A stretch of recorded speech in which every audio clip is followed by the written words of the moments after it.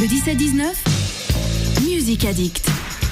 Nous sommes vendredi, il est 18h, dépassé de 14 minutes. Vous êtes bien sûr sur scène et comme toutes les semaines, le vendredi, vous en avez l'habitude. À la sortie du boulot, c'est la session Music Addict en compagnie de mon fidèle destrier, Paul Bellenfant. Ton destrier, merci.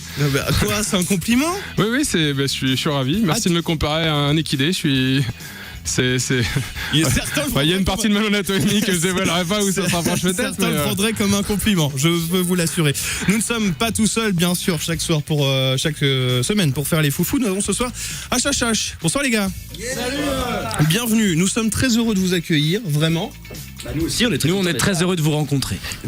Pareillement, et pendant une demi-heure, nous allons être ensemble pour faire de la musique et surtout parler musique. C'est ça, et même pour écouter leur musique, parce que si on l'a fait, nous, ça va être catastrophique, hein, Guillaume. Je pense qu'on peut se lancer ce challenge-là d'ici la fin de saison, de faire un live tous les deux. Oui, on verra, mais en attendant, on va donc parler de HHH. Hein. Depuis leur début, les 4 garçons ne cessent de nous surprendre. Ils mélangent et mixent les différents courants, se jouant tour à tour de leurs influences. Entre riffs de guitare, percus, scratch et cuivre, l'équilibre de leur musique force le respect. Jamais brouillon, mais toujours riche et entraînant, la fraîcheur de ce deuxième EP nous donne juste envie d'en entendre plus. Ça, c'est sympa. Ouais. C'est vrai, ça vous plaît? Ouais, c'est gentil. Parce que c'est vraiment l'image de ce deuxième EP que vous avez sorti récemment. Exact. Ouais.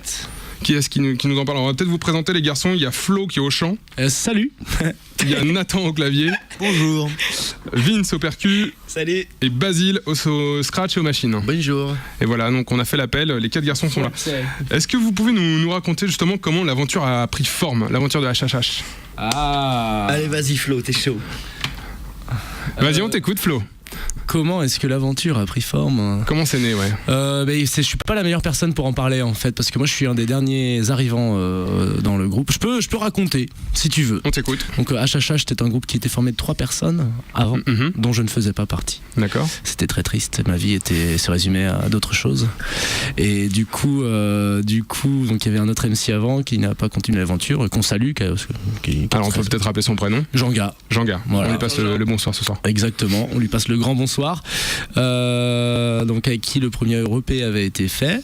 Moi j'ai eu un hasard, une chance de rencontrer Nathan ici présent. Avec qui humainement, musicalement et tout a très très bien passé très rapidement.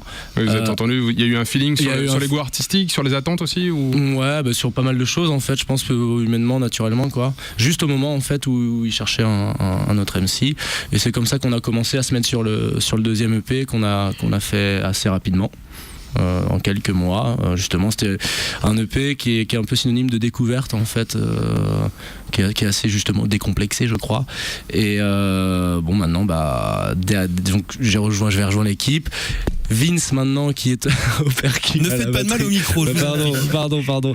Vince nous a rejoint en septembre pour compléter l'équipe parce qu'il est beau gosse. Voilà. Ouais.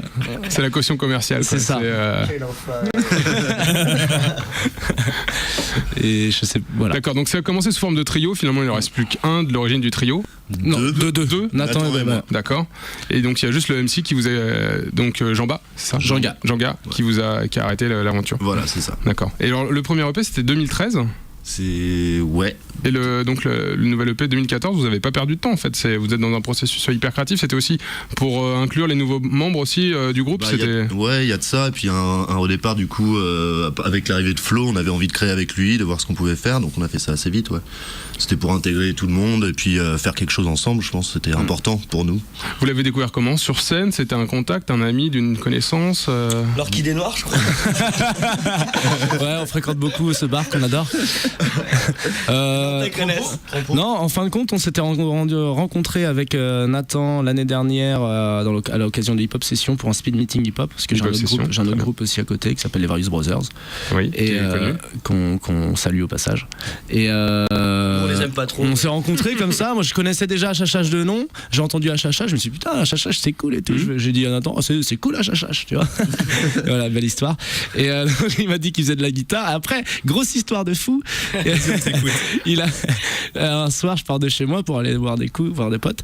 Et il sort en fait, on a compris. Et à l'aller, je croise Nathan. On se reconnaît, on se serre la main, chacun fait sa soirée, on fait notre soirée et tout. Et au retour, en rentrant chez moi, on se recroise quasiment au même endroit et on rentrait en même temps. Et là, on a commencé à papoter, à discuter.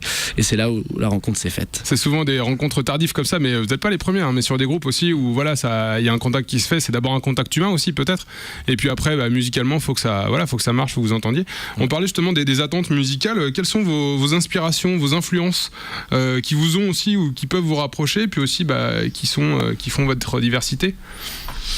Cypress Hill, Du Cypress Hill, yeah. Herbalizer. Nathan, il écoute du Mendelssohn à fond au piano aussi. Du rock'n'roll.